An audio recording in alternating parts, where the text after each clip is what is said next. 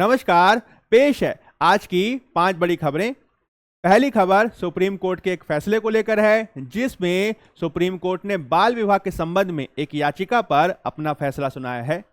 Supreme court का बाल विवाह के संदर्भ में मानना है कि बाल विवाह को रोकने के लिए केवल कानून ही पर्याप्त नहीं है, बल्कि इसके लिए पर्याप्त जागरूकता का भी प्रावधान किया जाना चाहिए, यानी जागरूकता फैलाई जानी चाहिए। केवल सजा के प्रावधान से कुछ नहीं होगा। आपको ध्यान रखना है 2005-6 की तुलना में बाल विवाह 50% कम हुए हैं, लेकिन इसमें और भी कार्य किए जाने की आवश्यकता है। इसके संबंध में बाल विवाह निषेध अधिनियम, बाल विवाह रोकथाम अधिनियम 2006 महत्वपूर्ण है, जिसका उद्देश्य बाल विवाह पर रोक लगाना है। आपको ध्यान रखना है कि यह बाल विवाह पर 2 साल की सजा का प्रावधान करता है और इस अपराध को गैर जमानती बना देता है।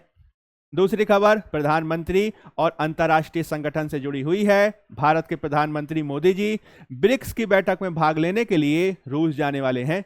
यह ब्रिक्स की 16वीं बैठक होगी, जो रूस के शहर कजान में आयोजित होने वाली है।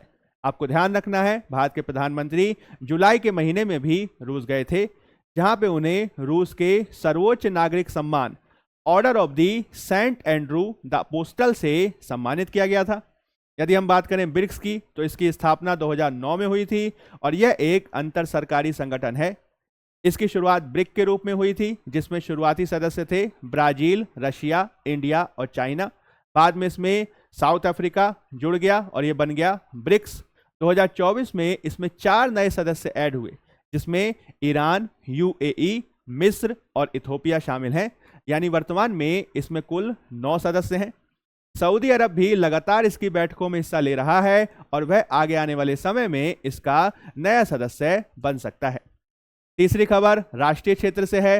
प्रधानमंत्री मोदी जी आज से कर्मयोगी सप्ताह यानी नेशनल लर्निंग वीक का उद्घाटन करेंगे, जिसमें 30 लाख से ज्यादा सिविल सर्वेंट भाग लेंगे।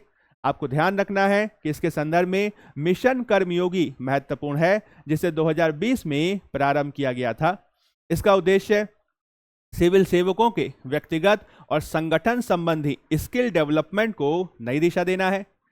इस लर्निंग वीक के तहत जो कर्मयोगी होंगे वे 4 घंटे की लर्निंग में हिस्सा लेंगे, ताकि उनका बेहतर कौशल विकास हो सके। चौथी खबर मिस इंडिया क्षेत्र से है।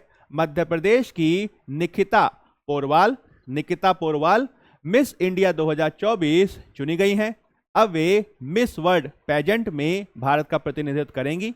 आपको ध्यान रखना है मिस इंडिया से संबंधित फिनाले मुंबई में आयोजित किया गया था। वह मध्य प्रदेश से पहली ऐसी महिला हैं जिन्हें मिस इंडिया चुना गया है। अंतिम जो खबर है वो अमेरिका के संबंध में है। अमेरिकी जांच एजेंसी FBI ने हरियाणा के एक युवक, याद रखिएगा, विकास यादव को मोस्ट वांटेड घोषित करते हुए पोस्टर जारी किया है और ये दावा किया है कि वह खालिस्तानी आतंकी गुरपतवंत सिंह पन्नू की हत्या की साजिश में शामिल है।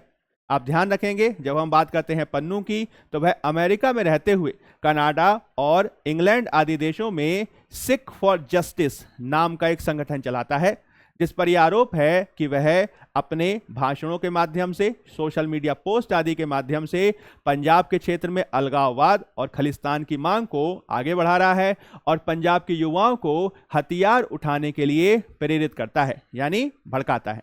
यही कारण है कि 2019 के बाद से ही भारत सरकार ने उसके खिलाफ कार्रवाई की है और UAPA के तहत उसे 2020 में आतंकी घोषित किया गया था।